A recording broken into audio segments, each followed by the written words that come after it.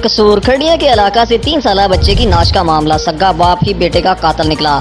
गुज़िश्ता रोज थाना beat division के इलाका बस्ती बारात शाह से 3 साल बच्चा शुबान लापता हो गया था। बच्चे की तलाश के लिए ASP city doctor Abdul Hanan की ज़ेरे निगरानी स्पेशल टीमें तश्कील दी गई।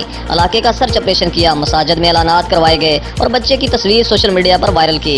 अमरोज 3 साल शुबान की नाश खड़िया नहर से मिली। वाक़या की इतला पाकर एएसपी सिटी और खड़िया पुलिस फौरी मौका पर पहुंचे। बच्चे की शनाख्त शुबान के नाम से हुई, जो गुज़िश्ता रोज थाना बीट डिवीजन के इलाका बस्ती बारात शाह से लापता हुआ था।